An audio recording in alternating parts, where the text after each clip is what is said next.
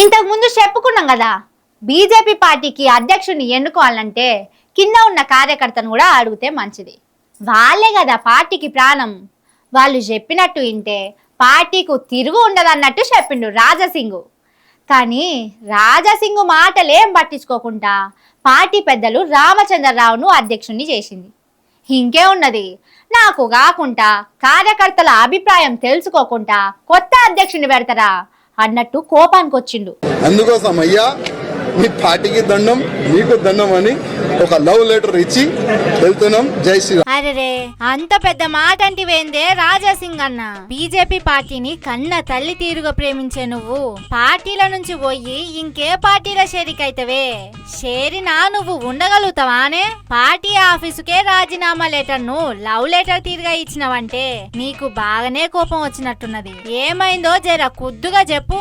కానీ ఎంత కష్టపడి ఇవాళ లేకపోతే రేపు బీజేపీ గవర్నమెంట్ తెలంగాణలో వస్తుంది అనుకుంటాం.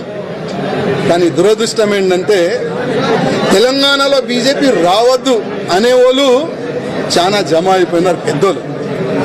ఇప్పుడు వాళ్ళే అనుకోకపోతే మేము ఎంత కష్టపడి మా ఫ్యామిలీని రిక్స్ చేసిన తర్వాత, ఇంత పని చేసిన తర్వాత లాభం మేము ఉండవు కదా.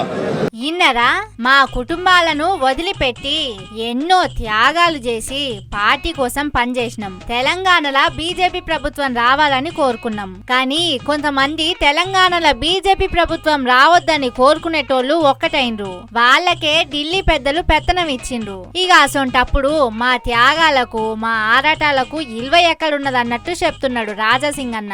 అయినా రాజాసింగ్ కు పార్టీ మీద అలుగుడు, వివాదం కలిగే మాటలు మాట్లాడి పార్టీ నుంచి సస్పెండ్ అవుడు, తర్వాత మళ్ళా అదే బీజేపీ పార్టీలకు వచ్చుడు అలవాటే రాజాసింగ్ కు. తను బీజేపీని ఇడిచి ఏరే పార్టీలకు పోయేటోడు కాదు.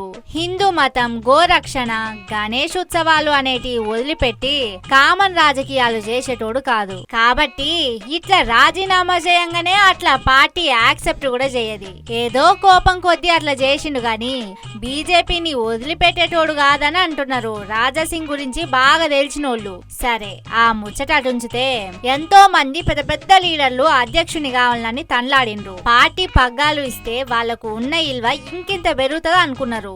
మరి ఇప్పుడు వాళ్ళు కూడా రాజాసింగ్ తీరుగా పార్టీ మీద అలిగి రాజీనామాలు చేస్తారో, లేకుంటే అధిష్టానం మాటకు కట్టుబడి బీజేపీ పార్టీలనో ఉంటారో చూడాలి మరి.